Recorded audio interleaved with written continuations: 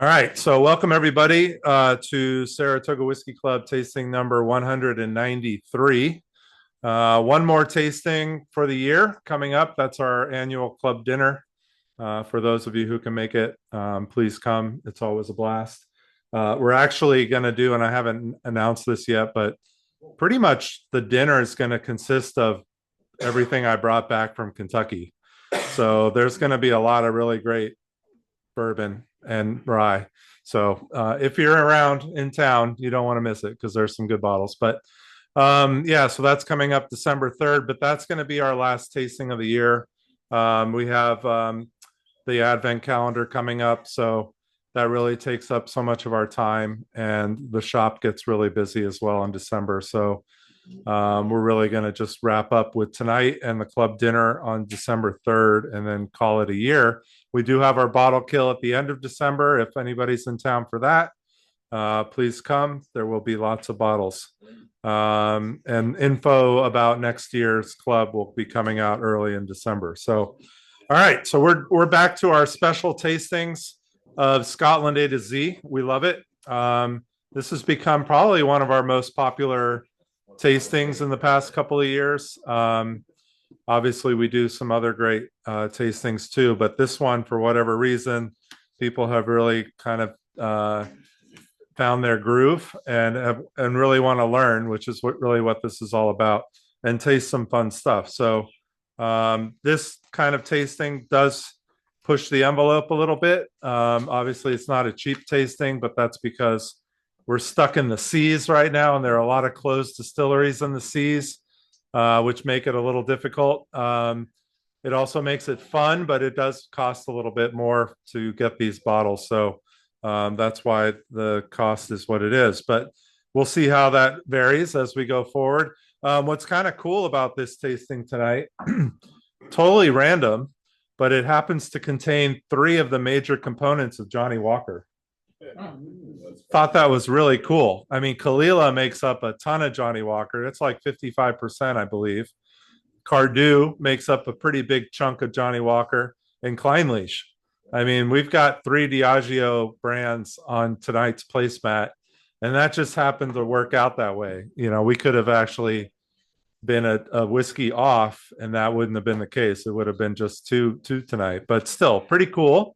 Obviously, these aren't the classic distillery core expressions that would go into Johnnie Walker. These are all, single malts that have been mostly sold to independent bottlers, or a special Diageo release, as we do have with the Cardhu tonight. But so we're going to start off with Caol. Oh shoot, let me grab the bottles. That might help.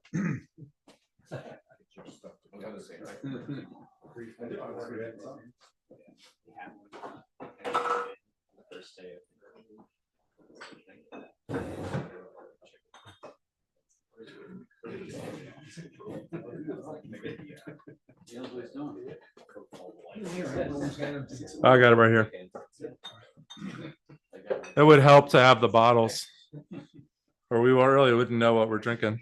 All right, so we're going to start off actually with the only peated expression tonight, which is kind of backwards, but we're sticking to our rule. We're going A to Z.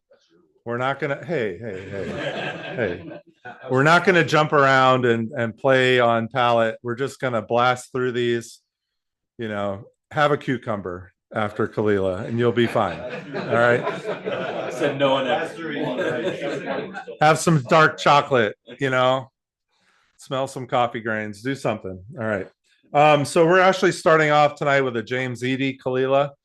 This is not one that I've seen here in the US. We do carry James Eadie, which is an independent bottler from Scotland. I love James Eadie. I think they're one of those kind of underrated independent bottlers that somehow get some really great barrels. And I don't know if I've ever had a James Eadie that I didn't really enjoy. I saw this one. This was shipped from overseas. And what caught my eye on purchasing this one, this is a 9-year Caol. It's 55.8%. It was distilled in 2015, and bottled in 2024. But it was the finish is in a first fill Palo Cortado hogshead. And Palo Cortado is that kind of unusual, hard to find sherry barrel that gets used occasionally. We sometimes see it with Bunnahabhain, so again, an Islay distillery, but it's not something that you see too often. So I saw Palo Cortado. I thought that would be kind of cool. It is a 7-month finish, European oak, obviously, sherry Palo Cortado hogshead. So I have not tasted this, but I'm going to play a little video on Caol Ila. Some of these videos are a little corny. Some are like Diageo videos, but they're pretty cool too, because at least you get to see the beautiful scenery of Caol Ila and the other distilleries as well. So I'm going to try and get that set up right now. Let's see here. All right. I'm going to share my screen. I'm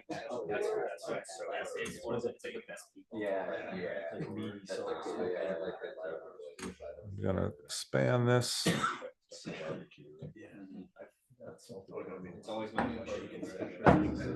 All right, here we go, guys.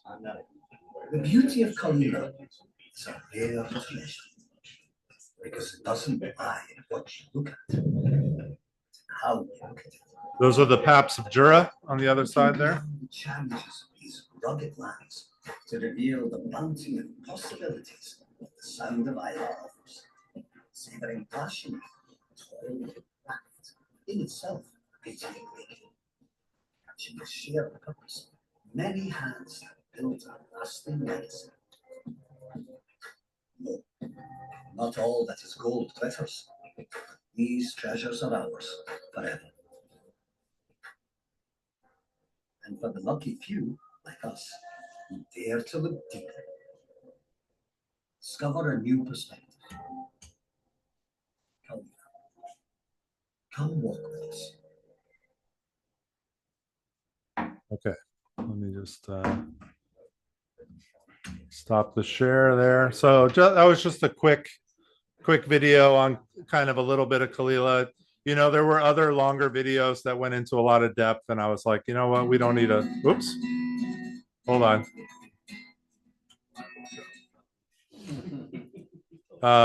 Yeah, so little history on Caol Ila. The name itself means sound of Islay. That's the Scottish Gaelic definition of it. And it started back in 1846. And it is, you know, obviously now making a ton of whiskey for Diageo. And that's ever since, let's see here. They were, yeah. So 95% more or less is Johnny Walker's blend. That what they make is going into Johnny Walker. So that's a ton, obviously. But what we found is their single cask can be pretty good. And they also really doubled their production and just rebuilt their still house. It's actually really beautiful. I finally got the chance to go tour it this year because it was hard to get into. Did we go into the still house last year at Caol Ila? Was that open? Yeah, we did. Okay. Last year was the first time that I went there, but really big stills, you know, their production is a lot. They are pumping it out. Let me actually pull up their liters because it's pretty cool to kind of understand that.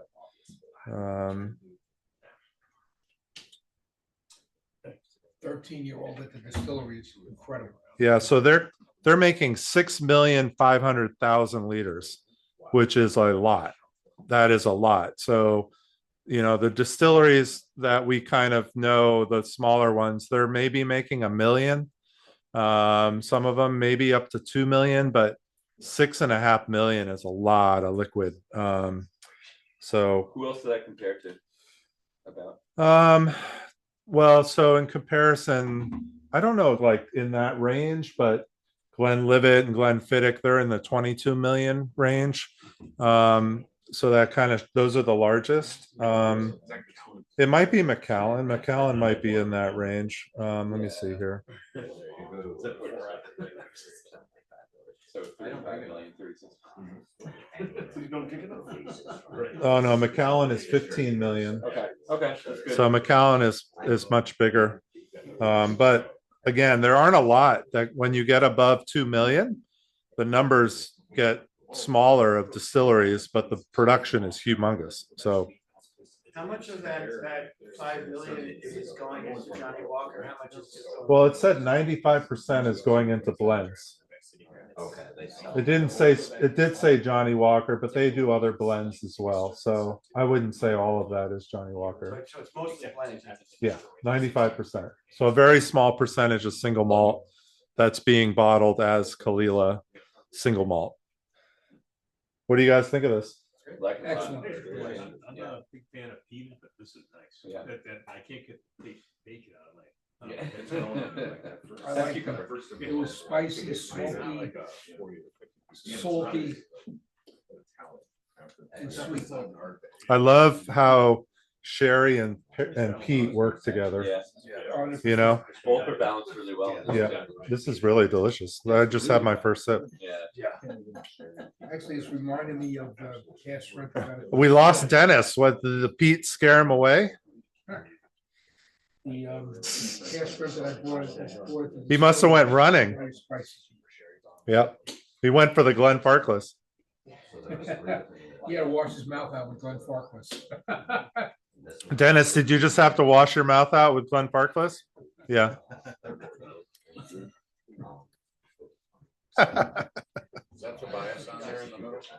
Yeah, Dave Tobias is online with us.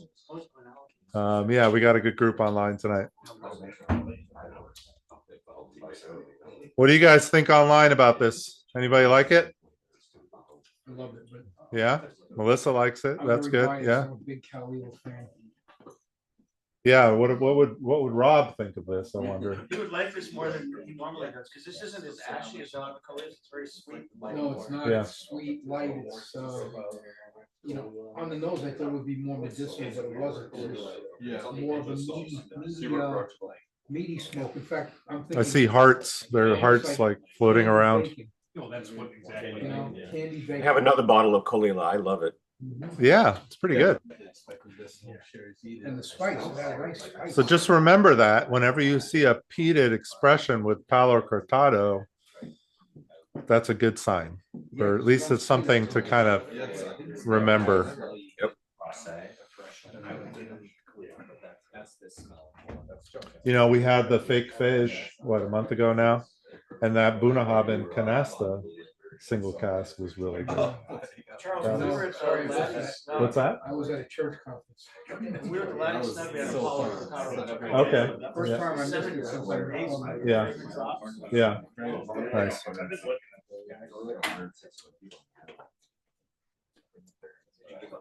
So Kalila was a little difficult to kind of like, what do I do? You know, here we are on Kalila. I didn't want to, you know, just grab a standard Kalila.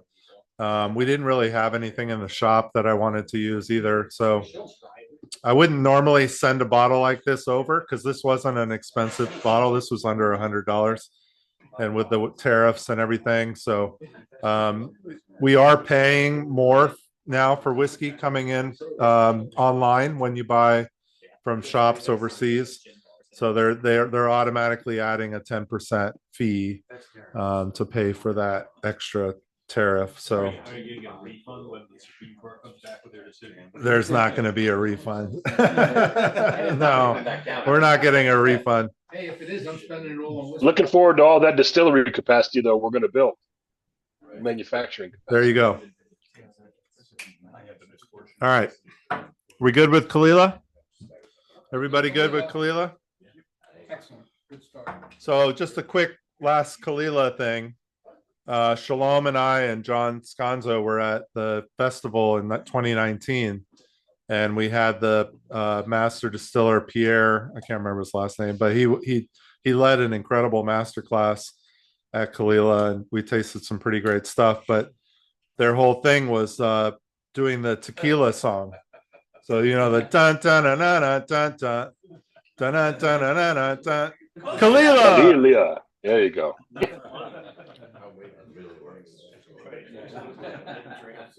He had like 50 people. Oh, Dennis, come on. We don't have to be that serious all the time. All right, so we're going to move on. We're going to a distillery that you probably never heard of or tasted from, because I know I haven't.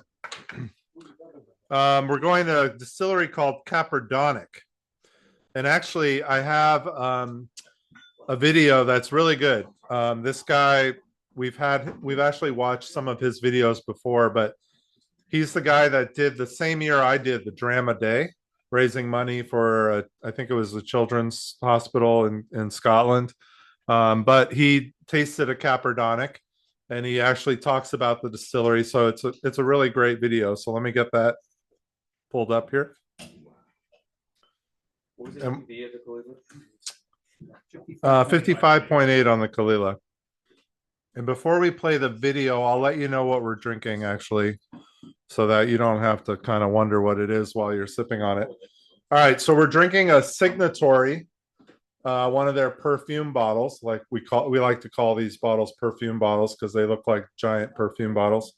But this is their cash strength collection. It's basically their highest level of releases. This is a 20-year, which is pretty special, pretty great.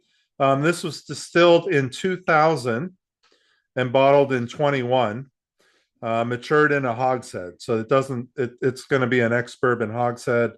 Only 216 bottles. This is 56.4%. This is single malt Scotch. This is not a single grain. Caperdonich is not a grain. Even though I think they might have done some grain, this is a single malt. And really cool history. I was watching this video earlier and I was like, wow, this is really cool. I had no idea. So I'm excited to share this video with you guys. And it's not going to be the whole video. It's just going to be part of it. And let me pull up this here. Starting on two high notes. Come with that help. All right, let me expand this. The first one is this one, which is a Caperdonich, and it was very, very, Okay, hold on. Let me get the very kindly donated amongst the whole heap of other ones that he donated by Andrew A.P. Butler. So Andrew, thank you very much for this.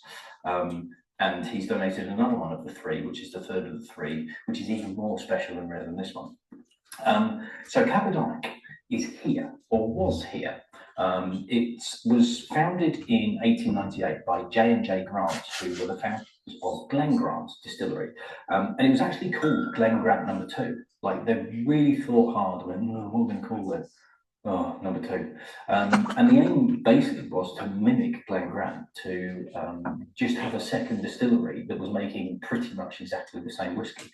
Now, if you've watched a few of my other Speyside whiskey reviews, you'll know that 1900s, sort of late 1800s, kind of 1890, 1898 pretty much to 1905, Scotch whiskey generally just went, it was a disaster.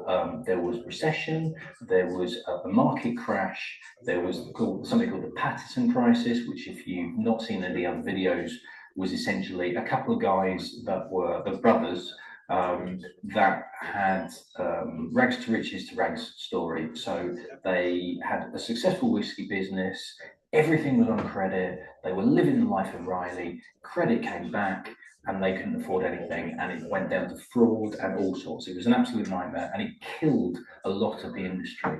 And around 1900s, the turn of the century, a lot of quite a few distilleries closed down, and a lot were really, really struggling, of which this was one, Glen Grant No. 2. And it turned out that because they tried to mimic the original Glen Grant so much, they actually were able to use the equipment from Glen Grant No. 2 like as spares. The stills were the same shape. The equipment was pretty much all the same. So they were just shipping it across to the Glen Grant distillery and going, right, well, as that run out, well, we'll just replace it with that one. So it sat there, dormant for 60 odd years, 1965. It was then bought by Glenlivet Distilleries Limited, who couldn't name it Glengrant number 2 because the law had already been passed that you weren't allowed to name distilleries the same name as other distilleries nearby. So you weren't allowed to have like another something Glenlivet, or you weren't allowed to call it Glengrant number 2. So they called it Caperdonich, which means secret well. That's where the name comes from. And because this was the 60s and technology had obviously improved since 1900, they were able to essentially rebuild the distillery and rebuild the equipment with inside to such an efficient extent that you only needed 2 people to run the distillery at any one time. It was that efficient. They weren't doing everything. I don't think they were doing floor maltings. It was essentially, you only needed 2 people to run it, and the rest of it did it itself.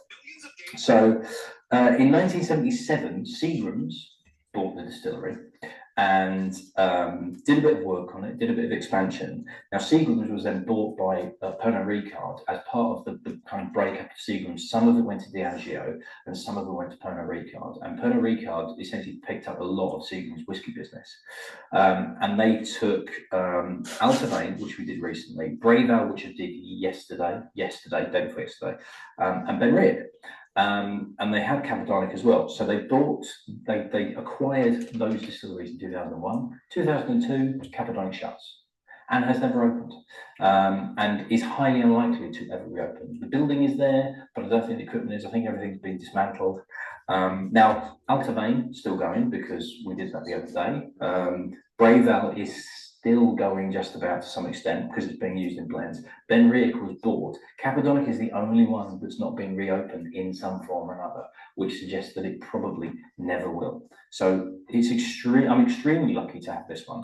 So this this is the minute. All right, we can stop the share. This is phenomenal. Whoa, fucking A. Damn, that's not good. Sorry, guys. I just spilled. It's okay. Just a 46-year-old all over the table. This is incredible. That sucks. All right. Yeah, so there you go. Caperdonich. Pretty cool story. I mean, you don't always get to try these whiskeys. And I was able to find this online as well. Had this shipped over from Signatory. So what do you guys think of this? Awesome. The citrusy and some berries, some strawberry notes, a little spicy. A lot going on. More spice than I thought for a 20-year-old. I thought it was going to be pretty mellow. Yeah. Oh, thank you. It's really, and then, the citrus kind of lingers on the finish. It's like It's creamy. I almost got like a hint of like raisins or something dried there. It's like viscous.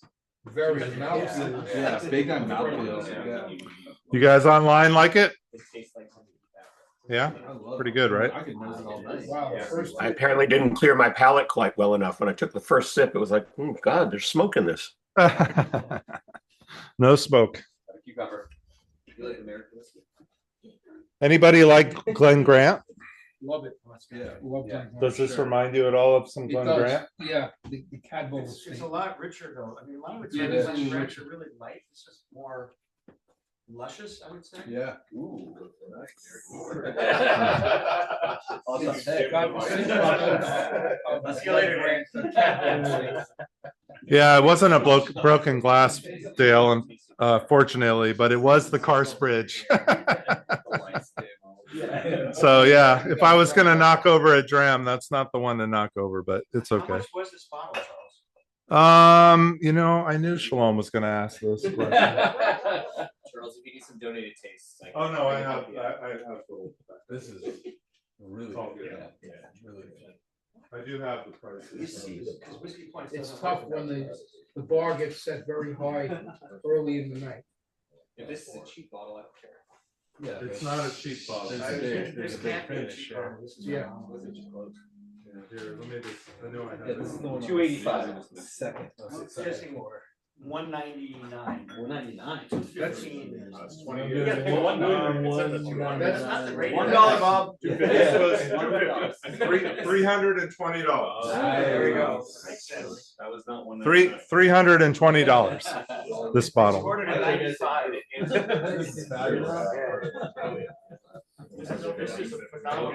Oh, actually, you know what? No. Sorry, I was off. It's $429. It was 319 95 pounds. $429.37 to be How much exact. was the Kalila? The Kalila was with the convert or with the rate that I got it was 107.29. Is that secondary? Huh? Is that secondary? No.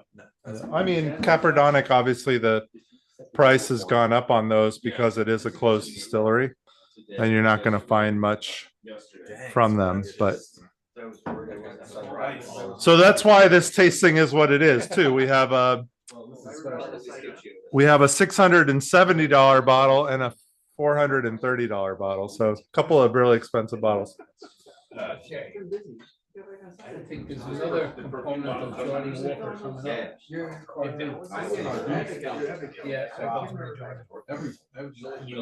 Wow, this was really good. It's really incredible. Lots of buttery notes. Yeah, it is. Yeah.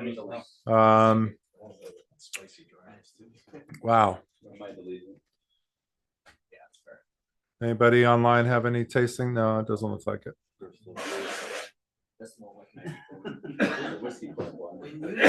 Yeah, balling for the end of the year. There you go. That's us. It smells so different than what it tastes like. Yeah. Yeah. I was not. It's very fruity nose, and then when And I I just sent to drank it, it was. Yeah, the nose is quite different than the palate. Yeah, I agree. Does this break 70 for you, Tony? I gave it an 80. Oh, man. Ooh. This is one of the best whiskeys I've had in the club. I give it a 95. That's because it's how much I like the nose. Wow. I did not like. I'm being cheap. I gave it a 92, but it's up there. Yeah. No, I gave it. I'm glad people like it. Because this is probably everybody looked at this tasting was like, oh, 46 year. All right, try. This could be the star of the show. Yeah. I mean, we never know. Yeah. So this is pretty good. This is the one to compare to everything else.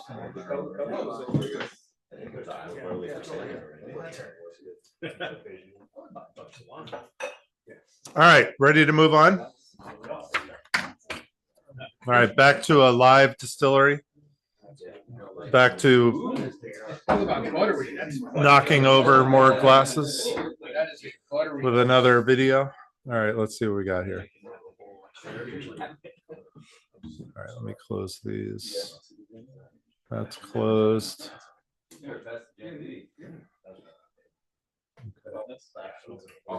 I can put it back. That's what I was going for. All right, we're gonna do a little Cardhu video. It's not a long one. Where is that damn bottle? That was the one that knocked everything over. Where'd it go? Oh, here it is. All right. So we're gonna do, before I play the video, I'll tell you what we're drinking.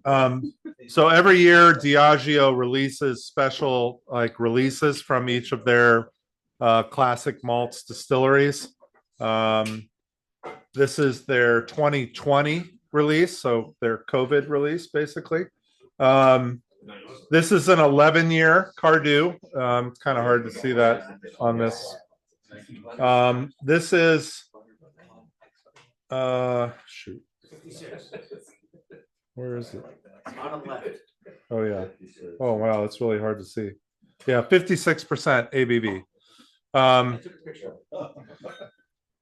They don't actually say the barrel type on this, but I'm guessing it's an ex-bourbon barrel.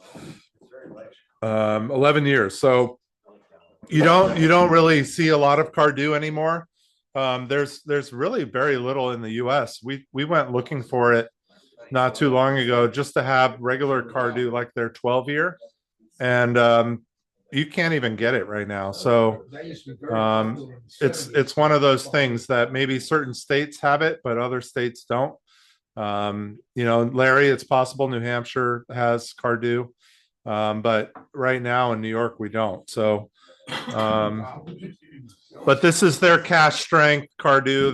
These are usually really great. I have not tasted this one yet. And now I'm gonna. Boy, I really made a mess over here. Buttery vanilla wood is orange. Those I got butter here popcorn. Yeah. I got to do a little more cleanup here.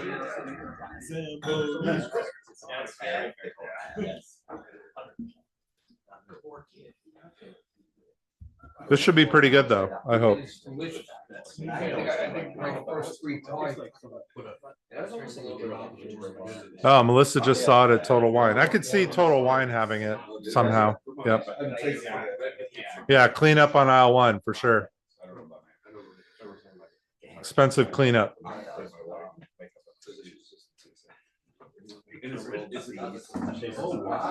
right.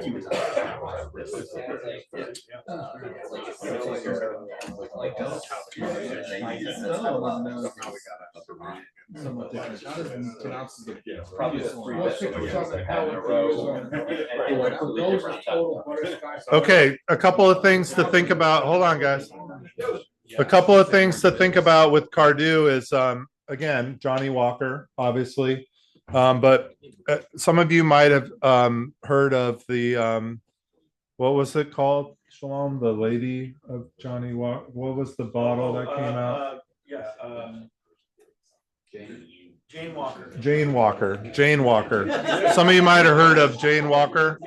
And that's what really Cardhu is all about. So this video actually talks about how that it all came about. So it's pretty interesting. What? In the story of Helen Elizabeth Cumming, you find one of the most powerful stories in whiskey worldwide. The heart of Cardhu is really about these resilient Speyside women who founded this distillery. Yeah. The idea that you would have 2 women running a distillery in the 1800s in Scotland is almost unheard of. It's an amazing story about female empowerment. The transformation of Cardhu was a really interesting one. Helen and Elizabeth were known for inviting people around the table. We said, well, why do you have to do a traditional tasting room? Could we create a kitchen? Could the kitchen be a tasting experience? It became the home of Helen and Elizabeth's stories and the beginning of the John Walker era. And that's what we wanted to create. Come in, be welcome in our kitchen and be welcome in our homes. It's designed with a nod to the past, but it's very contemporary. It's light, it's airy. We have beautiful art in the space also. It's completely unique, and celebrating these 2 amazing females who have created a legacy that lives on today. You just feel like you're coming home. That's the warm embrace of Cardhu.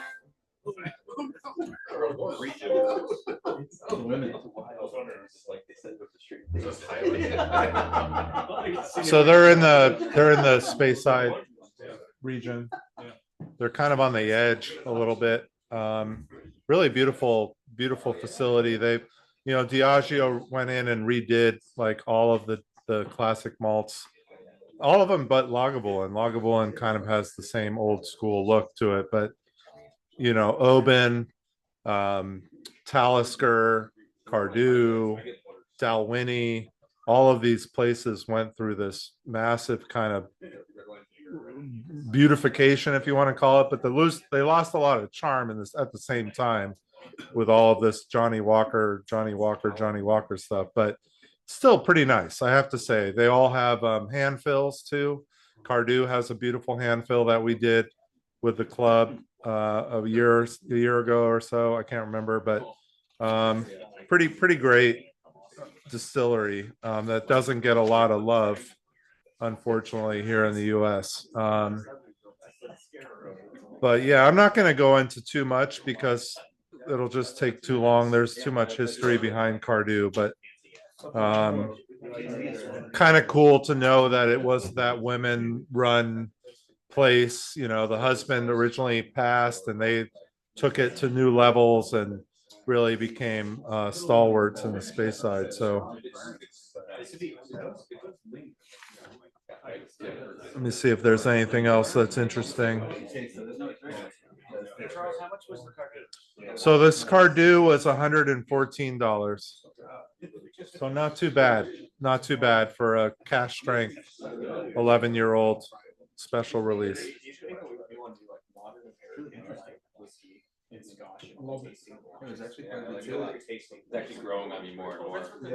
Now each year the release will be different.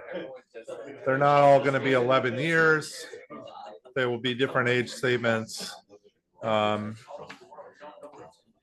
This tastes very ex-bourbon-y, though. I don't think there's any sherry component in this, but yeah, you get a lot of vanilla. yeah. Yeah, that's a good description. Wow, this is easy sipper. Yeah, it is an easy sipper. It's like almost every sip is different.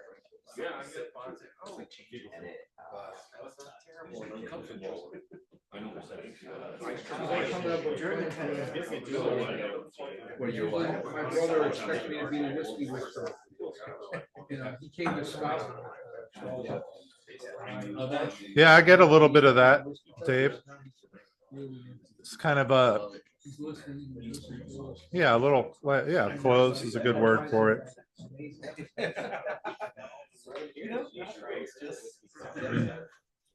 Whatever comes to your head, you know.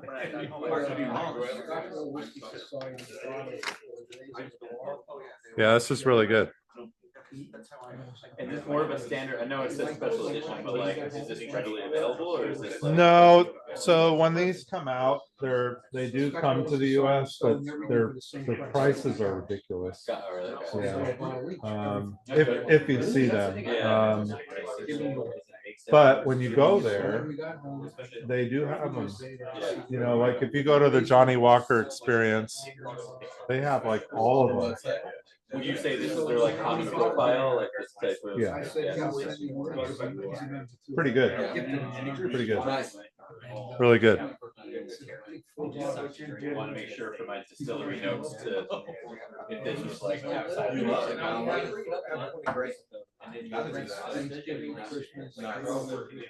Sweet.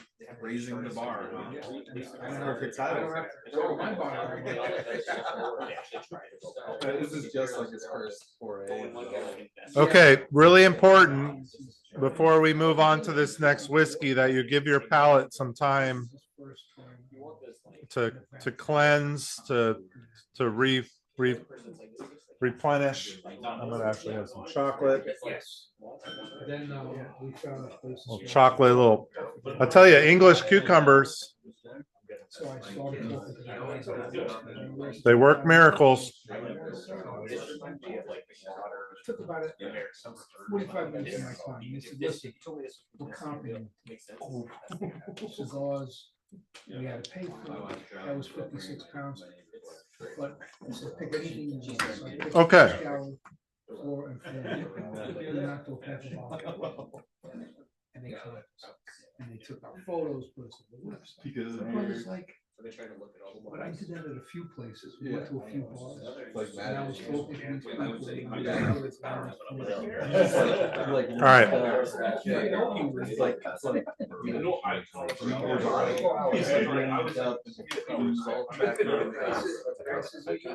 Actually, the damage to my Carsebridge wasn't too bad. There's still a little bit in the glass, but I am gonna put a little drop more in it because I want to enjoy it just like you guys. Oh, no. Oh yeah, you said. Rosebank, when we tasted like a $3,000. Okay. Let me let Luke back in here. He must have arrived to his hotel.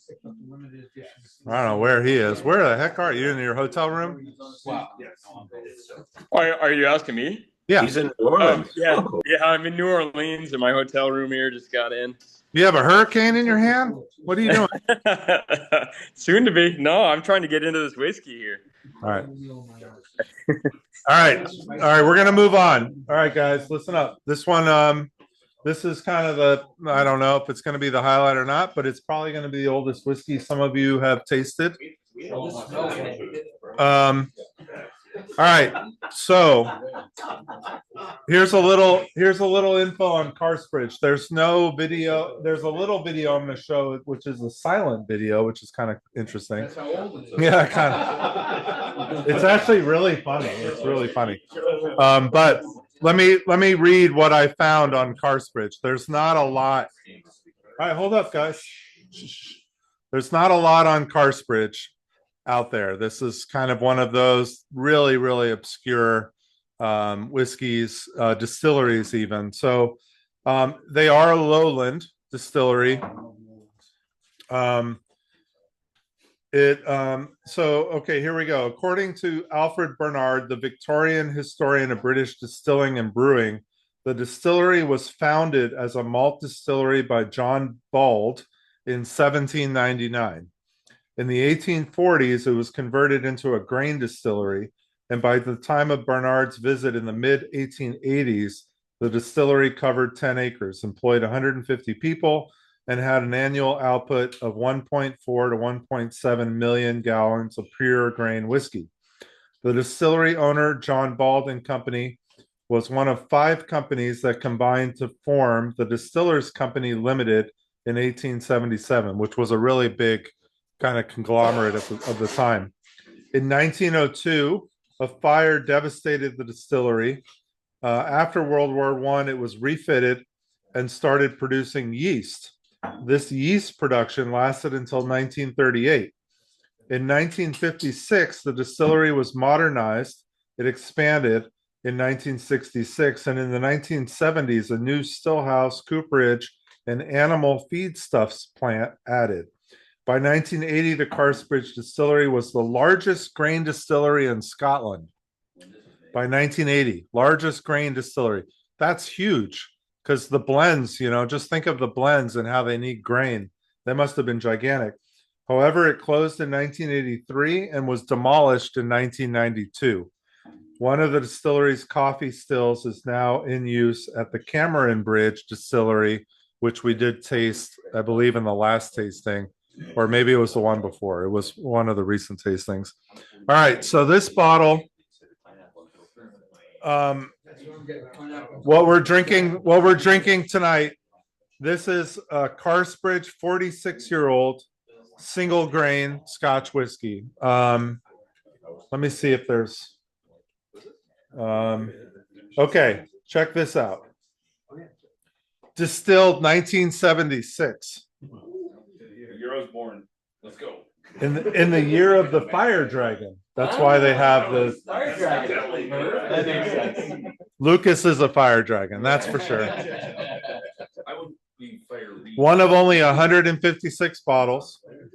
It was bottled in August of 2023, so a couple of years ago, in commemoration of the wood dragon. Oh, that's I'm not gonna even know. Hard will. This is in a refill hogshead, so an ex-bourbon hogshead for 46 years. ABV is 50.3%, which is pretty amazing for a 46-year-old whiskey to retain that high of an ABV. So this one was $670.93. So not cheap, but pretty special. And Slanjava. How much? $670. This is a very Charles, I think tropical. you said that. Coconut. You can eat your average. Wow. You get like Huh? flavor. Yeah. They didn't mention canvas. Almost like, you know, I'm getting like a leather. Maybe when we were talking about canvas, we talked about them, Yeah, but that's okay. Leathery tonic yeah, feeling, sure. very much like a rum. Yeah. Rum, like you think it's a rum feeling. Yeah, And you dunnage, think it's like a rum dunnage smell, leathery, that. pineapple, coconut. That's a good That's the call. first thing I put, leathery, dunnage. Yeah. Sweet as vanilla, pineapple. Oh, wow. And coconut, that's what I got. Pretty amazing. Yeah, this is amazing. This is pretty ridiculous. It's almost like a, oh, wow. It's, yeah, very sweet, obviously. Single grain. Yeah, like Which is jackfruit flavor, by the way. Yeah, oh, really? Yeah. Really? And then that fits with the tropical. So it actually looks like the cooperage ran after canvas closed in '93.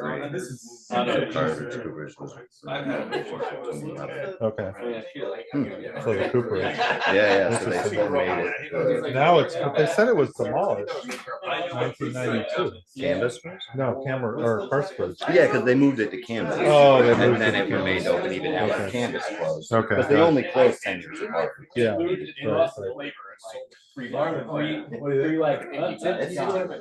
So having really old single grains can be a real treat. You know, they get better the older they get. The canvas that we had, the 40-year canvas, was a little funky and weird, but very much umami kind of notes. But this one, it's got that corn sweetness comes through. I mean, think about like a Found North on steroids, basically, right? Without that high proof, you know, without that super high proof of Found North, but just depth and richness. So very similar. I mean, when you think about it, if you taste Found North, you know, it's this kind of a similar profile. If you water down the Found North, yeah, you almost get this. Yeah. This so far is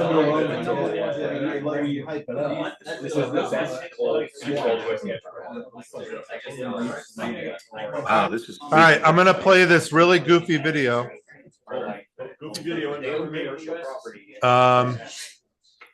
Let me get it up here. It's really short. It's only 28 seconds. So we see the bottle. yeah. Pass that around. The box has info in it too. There's like a certificate and all sorts of stuff. All right, let me share a screen here.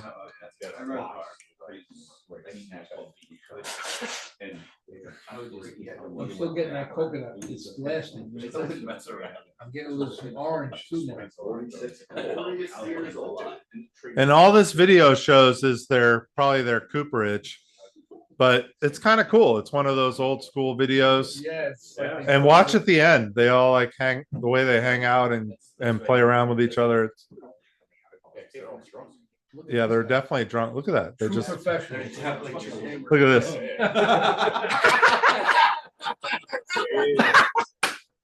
Isn't that Hey, great? he's got a fantastic haircut. Yeah. That wasn't a stage. That was like a nice, simple. I mean, there you go. Right? That's it. That's all we got with Carsebridge.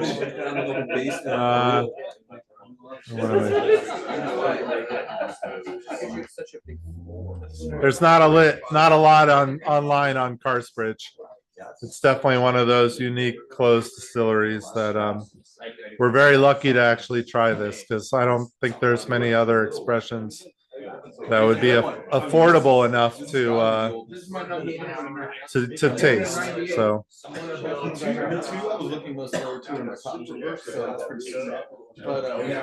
Thanks for bringing it, Charles.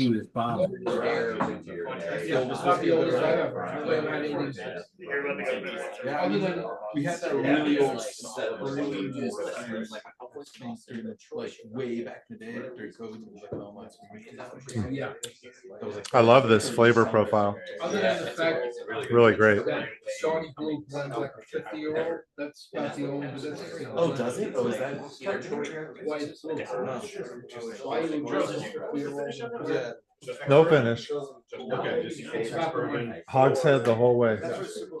Really? Oh yeah. That explains the fact that it's a lot of vanilla. Yeah. Coconut. Yeah. Fruity, tropical. Just juicy. Juicy fruits, oranges, pineapples. Yeah, it's just like a big fruit basket from the Caribbean.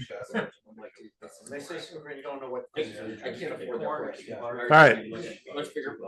Wow. Yeah, right. What would a dram of that cost in a bar? Well, I could tell you what Nine Maple would charge. It would be, hold on here. Only $125 a pour. Wow. So there you go. There's your tasting right there. We're getting 5 extra drams. Yeah, that's amazing. Actually, you put it that way. Right. Really does show the value. Yeah, I mean, it's a good way to kind of think about it.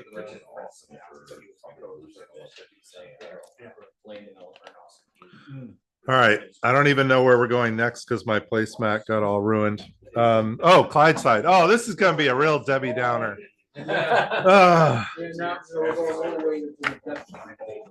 Debbie Downer.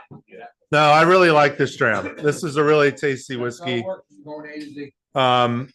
Yeah, this is how we roll. This is how we roll. That's right, Vinny. We're going right through the alphabet, and we're not gonna. I think I lost some. Oh, that's pretty good. I might actually pour a little bit more of this. Okay, Clydeside. A few of us here have been to Clydeside, which is pretty cool. Some people online have been to Clydeside as well. Really, really great newer distillery out of Glasgow. Really the first distillery to kind of come back to Glasgow. And I do have a good video to go over, but we've carried in the shop what's called this. Hold on, guys. We've carried in the shop what's called the Staub Cross, which was their initial release in the US and anywhere, which was ex-bourbon matured. Very crisp, light, kind of fruity, floral, but lemony, citrusy as well. Very clean. It's a super clean whiskey. And actually, when we taste people on it here in the shop, it's a good kind of intro, whiskey. It's not offensive in any way. It's kind of an easy sipper. And then they came out with a cask strength version of that, which we've had here. And then when we were in Scotland last year, not this year, but last year, and I visited, and the owner came up and told me, hey, we've got this really great new release that's coming out. It's going to be a sherry cask version of Clydeside. I was like, oh, that's great. Everybody loves sherry. And then this year when we were there, we got to taste it, and it was really good and super reasonable. This is a reasonable bottle. This is an $87 bottle. It's even cheaper here in the US, which is crazy. And it has just arrived in the US. So we will be getting this. I actually just saw it in Kentucky, and I was so pissed off. I was like, what the hell? How does Bourbon County have Clydeside Napier and we don't even have it yet? But it was super cheap too. I was like, dang, that's a lot cheaper than I paid for it in Scotland. But this is called the Napier release. And this is their sherry cask matured. They don't say what type of sherry it is. I'm assuming it's Oloroso. That's usually what it is when they don't mention. Yeah, actually it says right here, matured for over 6 years in Oloroso sherry casks. And it's 46%. So we're going down a little bit, but not too far from the 50% that we just had. So that's a good thing. But this is a much, much younger whiskey, 6 years. at least it's 6 years. That's pretty good, you know. For fully matured, 6 years in Oloroso. All right, I'm gonna play a video on Clydeside because it is a cool place. It is definitely, if you go to Scotland and you're in Glasgow, you should visit. It's a really cool place. So let me get this ready here. All right, we're good there. Gonna share. I like Glasgow more than I thought I would. It's gritty. Oh, it's not gritty, Vinny. Come on. Well, it's got character. It's got character. It's got a not. different character from Edinburgh. She has a nice personality. The best thing about it is Monacourt. I mean, you gotta work. All right, so here we have the Pot Still, which is a great bar. This is their right in the heart of Glasgow. It started production in 2017 and is owned by the family Morris. so 2017, not that old. Partially very old, partially very new, and it's on the old docklands. The first part of the tour is a visit to a museum where we were shown a film about the history of the docklands, history of trade and commerce. I'm gonna skip the museum part. Yeah. Also, there were exhibits of the history. It's right on the River Clyde. Glasgow reminded me of that song by the old dirty old town. That describes it. Jumping ahead here.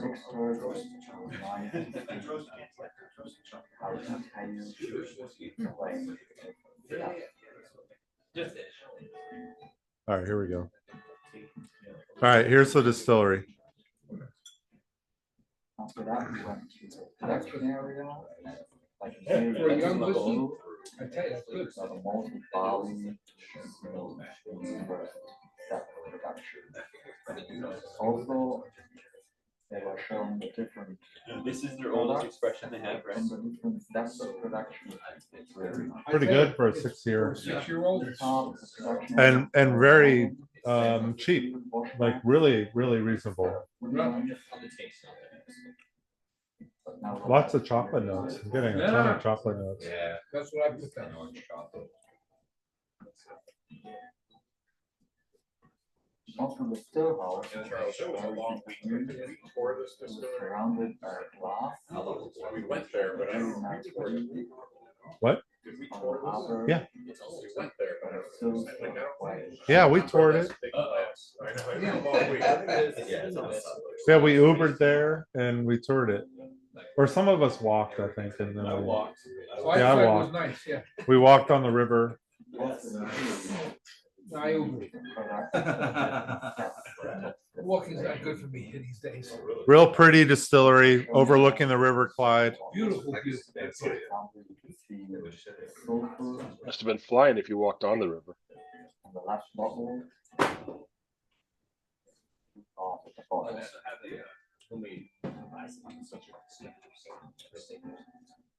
That's the heads. 4 shots. So then a very nice tour ended up with a tasting room. Real pretty tasting room too. Yeah, that's what windows. Distilleries were not told to us, but I think it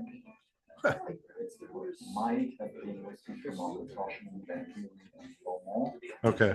All right, that's enough. All right, so that's Clydeside. Really great newer distillery. You know, I have to say a lot of the newer distilleries in Scotland are really doing a good job.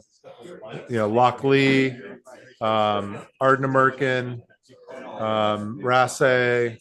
I mean, you name it. There's lots of really great newer distilleries, even Holyrood and Edinburgh. So, you know, they're making some really great whiskey. So the future is bright. As long as they've figured out how to hold through this little bit of a correction that we're going through. I don't know how Clydeside is doing. I do worry about that. You know, some of these, they put a lot of money into these places and, you know, the demand has shifted. And there's a lot of competition. So hopefully they're okay. We'd like for them to be okay because the whiskey's really great. This is really a beautiful expression. Yeah. I like this. Remember we had it in Glasgow and with the Bonaccord. Yep. Yeah. And I got it up in Moncton, New Brunswick. Oh, nice. And I think it was like $40, because it's Canadian. Yeah. But it was terrific. Unfortunately, somebody drank it all. So I'm really hoping you get some in. Yeah, next week. Steve is really horrible like that. You've got to watch out who you're friends with, but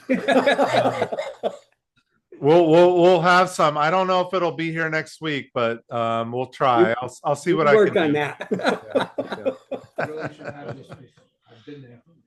Yep. I don't know how cheap it'll be either. It'll be cheap, but probably not 40 Canadian. I'm not sure what it's going to be, but we'll figure it out. No, it's not a single cask, Dave. This is definitely not a single cask. This is a big release, but pretty solid for a 46%. And again, I couldn't find a single cask Clydeside. They don't have anything like that. There's nothing, we've already had the cask strength in the shop. So I didn't want to do that, because some people have had it. I wanted to try something new or newer, which is now going to be available going forward. So I want a bottle. Yeah. perfect for your friends who come over to drink all your whiskey. That's why I'm gonna buy two. It reminds me of some of those malted, not malted, oh shoot, what's the term? Chocolate roast of barley. So Holyrood does that. Glenmorangie has done that with Signet. Westland does that with some of their expressions with the chocolate roast, but it's a deeper roast of barley, and it does provide kind of that chocolate note. I'm getting a lot of that, even though that's the sherry. It's not, they're not roasting this barley anymore. This is just the sherry, but it tastes a lot like that. It's really interesting.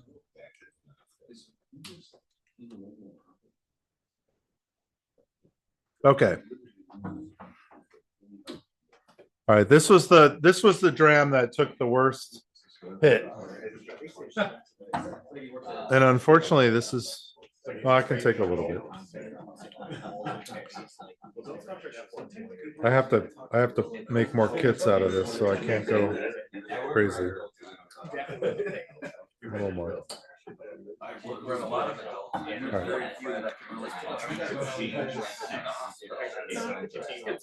Okay, so we're gonna end our tasting with a special bottle. All right, guys. We're gonna end our tasting with a special bottle from Clynelish. So again, we're talking Diageo, we're talking Johnny Walker. Clynelish is a big percentage of Johnny Walker as well. I do have a video as well that I want to play. I'm going to just try and quickly see if it says how many. Okay, yeah. 95% again of the spirit is used in Johnny Walker. Most commonly found in the Gold Label Reserve. So Clynelish is a workhorse for Johnny Walker, just like Kalila. They're both the workhorses. There's more Kalila in certain Johnny Walkers because of the peated element, but Clynelish makes up a big part of other Johnny Walkers as well. One of the really great things about Clynelish that makes it different is that it is a worm tub distillery. You get that waxy character from that condenser style. It is known as the waxy single malt. If there was a waxy kind of profile single malt, Johnny or Clynelish is truly that. So this bottle I really struggled to find a Clynelish, which is crazy. When hold on, guys, hold on. Sorry. When you go abroad and you're in Scotland or Japan or wherever, and you're in a great bar, you know, a lot of times they'll either have a good menu or they'll ask you what distilleries do you like, and Clynelish is always one that I ask for. Because it's just got a really great mouthfeel, and I love the flavor of Clynelish. And there are typically a lot of independent bottlings of Clynelish, but right now there are not many independent bottlings of Clynelish. For whatever reason, Diageo or independent bottlers have been getting less barrels, casks of Clynelish, and there's fewer releases out there right now. Now, if you go to Japan, you're still going to find plenty of Clynelish behind bars, and you probably will in Scotland as well, the bottles that have been around for a while. But in terms of buying a new bottle right now, Clynelish is pretty hard to come by. Now, you could get the Clynelish 14 year, which is their standard core, bottling, which is fantastic, and a great pour at a bar if you find it. And usually fairly reasonable. But for an independent cash strength Clynelish, it's pretty hard to find. So I didn't find anything, which is where I'm getting at with this. And I almost postponed this tasting because of that. I was like, oh shit, like I can't get a Clynelish right now. What do I do? So I asked Holly if she had any Clynelish in her collection.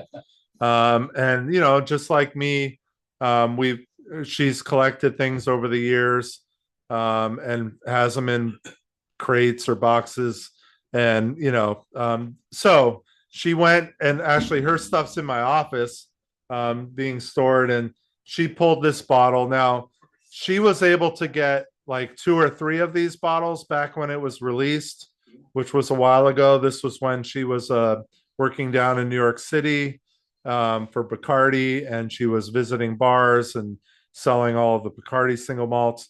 And she loves Clynelish, just like a lot of whiskey fans. And there was this bottling that was really reasonable, and she says really good. I have not tasted it yet, but she was able to get, I think, 2 or 3 bottles of this for a decent price. She hasn't charged me yet, so I have no idea what I'm paying. I'm a little worried about that. So old school bottle, old school kind of label. This is James Macarthur's bottling of Clynelish. This is a 15-year Clynelish, matured in a rum cask, which is, I've never had a Clynelish in a rum cask. So this is all very new to me. This is kind of cool. If I saw this at a bar, I would be all over it. I'd want to try it, because I love Clynelish, but I don't know what it's going to be like. This is 45%. So not your typical, cash strength, independent bottling, but pretty cool. It's an older release. I don't know what the date is on this. 1997. Oh, did I write that? Oh yeah, distilled in 1997, bottled in 2013. How long was it in rum? So it was bottled 12 years ago. This is, an older Clynelish. What's that? How long was it in rum? It says the whole thing, matured in a rum oak cask, 15 years. All right. It doesn't say finished or anything. So, Just found it really nice. Yeah. so thank you, Holly, for providing this to us. I'm hoping that she doesn't kill me with pricing. She does know you took it, though, right? Huh? She does know that you took it. She does know I have. She gave it to me. Okay. She handed me the bottle. You have a better chance of surviving. Yes, and I'm gonna play a Clynelish video here. Just loading it up.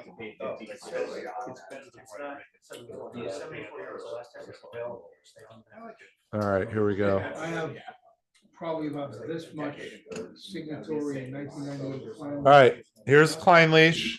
Again, think Cardhu, think Kalila. Clynelish is rugged, elusive.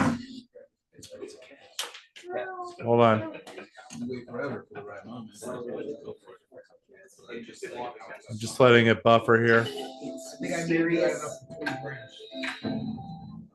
It's a very remote distillery, and the heart of the flavour is a little bit of a mystery. So I'll have 360. It's unique. It's waxy.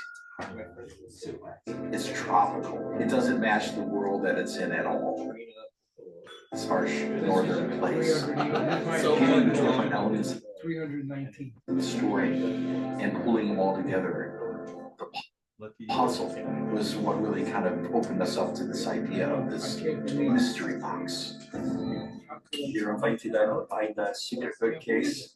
You go into the fabulous storeroom. It's this amazing wow moment because you have these beautiful lights that just create this wonderful feel. The whole table lifts up. It is the most amazing thing to watch their faces because that is just like nothing they've ever seen. When you come out of the storeroom, you go into this It's pretty nice. amazing bar that's spacious, light. What I think is the finest bar Yeah. in the Highlands. Yeah. I brought a couple of groups there. Want to see it from a distance. I'm really proud of what VIII as a partner have managed to achieve. But it's a perfect blend of old and new. If you've been there before, it's a complete transformation. Yes, a pilgrimage to visit within the Highlands. Like the first paragraph of the mystery novel, it just sort of sucks you.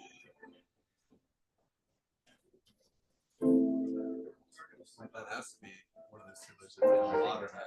They got the Johnny Walker statue. So they showed that room where the table lifts up and all that. It's pretty wild. I mean, you actually go through and like do a puzzle, and you actually have a stamp, and you do your own like wax stamp. And I mean, it's Johnny Walker has power. Let's put it that way. And Diageo has power, obviously. You know, so it was a pretty interesting old and new. Now, I had not been to the old distillery, and what I understand is the visitors center in the old distillery was literally a small little box room that the master distiller kind of hung out in, and there was no space. Like you literally walked in and they were not expecting anybody to show up, kind of place. And then Diageo came in and completely transformed the whole experience. And again, great hand fill, you know, which you don't get all the time. I mean, here in the US, we get very few hand fills.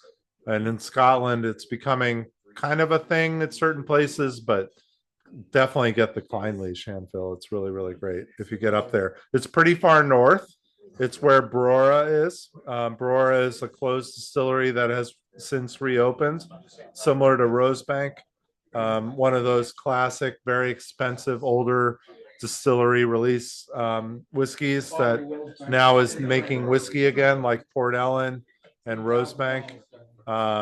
I have not toured the Brora distillery, which is right next door. It's basically Clynelish #2. And it's just a really hard distillery to visit at the moment, but it's a journey to get there. So they want to kind of reward you if you make it that far north.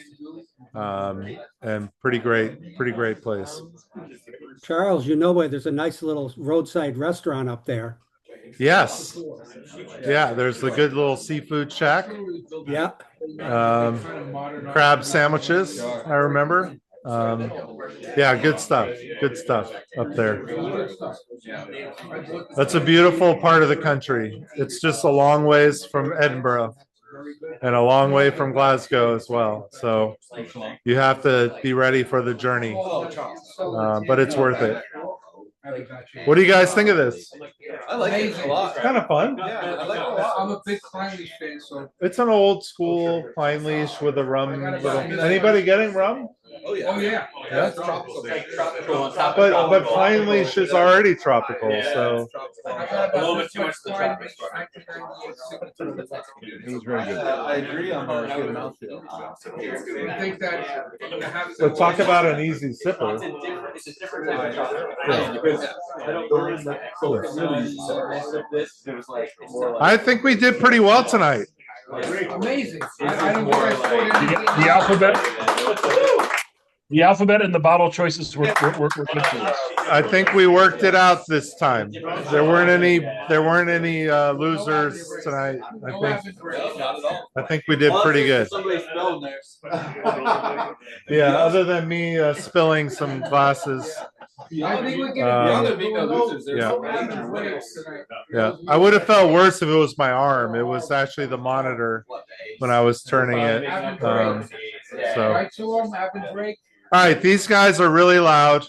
I'm gonna say goodbye to the online people so I can tame the beasts. Tame the fire dragon. Good luck with that one. Tame the dragons from the Carsebridge. I hope you enjoyed tonight. Thanks, Charles. If you're downtown before the end of the year, I hope to see you. If Next not, week. I will see you on the advent calendar, or if not, I will see you next year. So I don't know. We'll see you at some point. But all right. Good night. Hope you enjoyed. Thank you. Thanks, Charles. All right. Thanks, See you guys. Charles.